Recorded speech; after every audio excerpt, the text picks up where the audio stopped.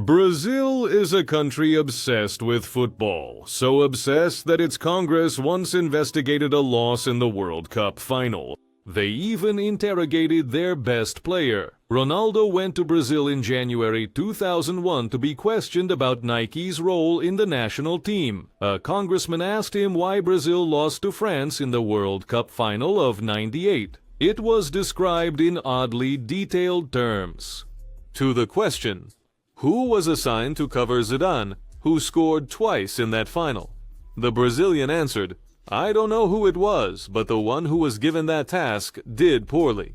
The appearance of Ronaldo was part of an attempt to analyze the tension in the relationship between Nike and the Brazilian national team. In 1996, Nike signed a contract with the Brazilian Football Confederation, which became the largest deal ever made involving a national football team at that time, and remains one of the most controversial deals in history. In this video, we will explore how Nike bought Brazil, making a deal that changed the direction of the entire sports industry.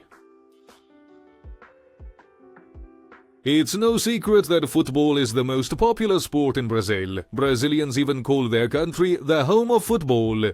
This is reflected in the culture. There, everyone plays football everywhere. General elections are usually held in the year of the World Cup, and it's not unusual for former footballers to be elected. Every World Cup, Brazilians come together to support the national team. Employers even set up places to monitor employees, probably knowing that otherwise no one would come to work for a valid reason. Brazil is the most successful national team in the world. To date, no country has won more World Cups. This is the only national team that has participated in all World Cups and the only national team to have won the World Cup on 4 different continents. Brazilian football is famous not only for its successes but also for its style, unconventional and original, with an emphasis on creativity and dribbling. Joga bonito, or play beautifully, is an expression created specifically for Brazilians. If we remember the successful individuals from Brazil who succeeded in football, it would take quite some time. Statistically, Pelé is the most successful Brazilian in history. He managed to win 3 World Cup titles.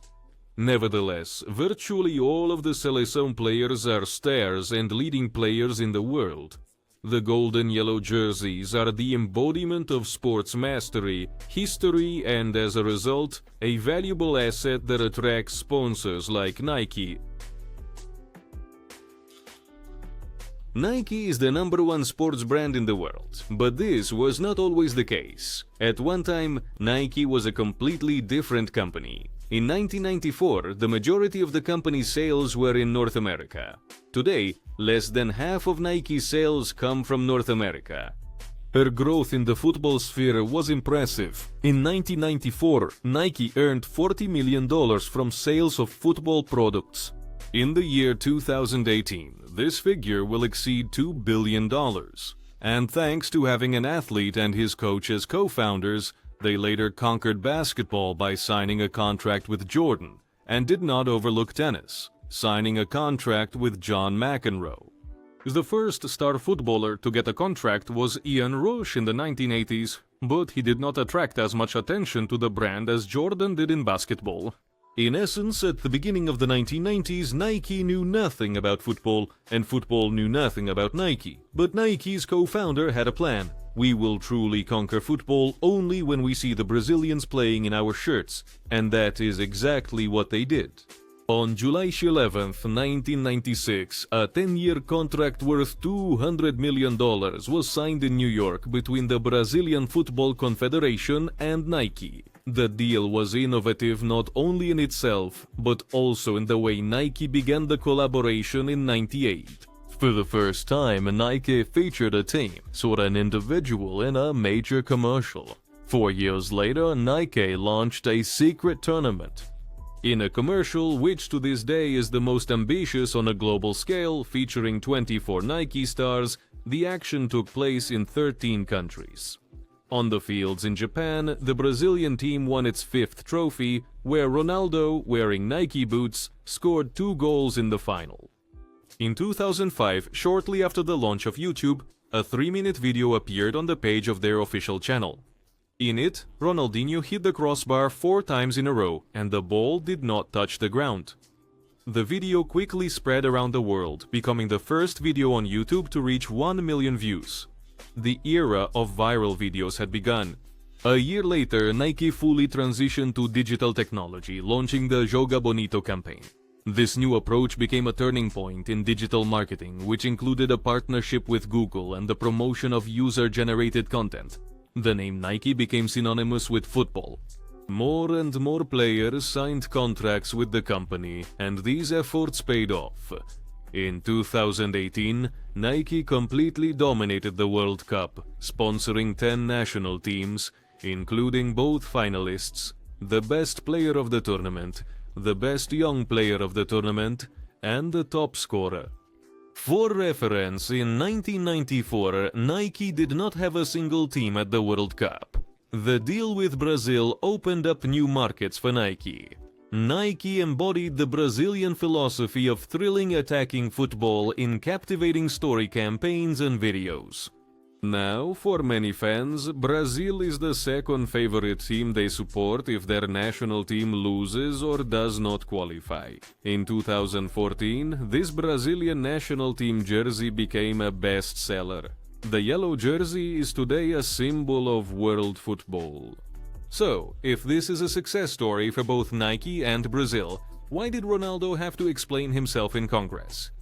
There are 2 issues with this deal. First, Nike paid part of the compensation not to the federation, but to a marketing firm owned by Brazilian entrepreneur Jose Hawila, which has a bank account in Switzerland. Then, this marketing firm paid half the amount to the president of the Brazilian Football Confederation, which can be considered a kickback. These accusations were part of the corruption case in FIFA in the year 2015, and despite the fact that all charges were dropped, at least regarding the deal with Nike and other involved parties, soon they were found guilty of corruption and bribery in other cases. But that is a completely different story. As for Ronaldo, the hearing concerned the lost World Cup final. A few hours before the match, Ronaldo had a mysterious seizure and was urgently taken to the hospital.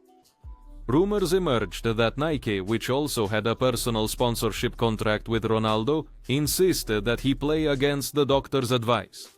He was the main figure in their marketing campaign, and it remains a mystery to this day what really happened.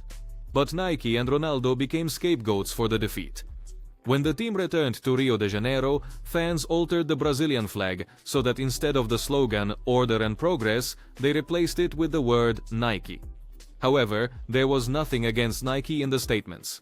In fact, it was considered that Nike handled its contract with Brazil particularly well. The investigation focused on the Brazilian Football Confederation, which was accused of selling out the country. One congressman said that Disney didn't even sell Mickey Mouse, but the Brazilian Football Confederation sold the national team to Nike. There are only a few deals that truly changed the course of sports history: Jesse Owens and Adidas, Michael Jordan and his own brand, Usain Bolt and Puma, and Nike signing a contract with Brazil can also be included in this category.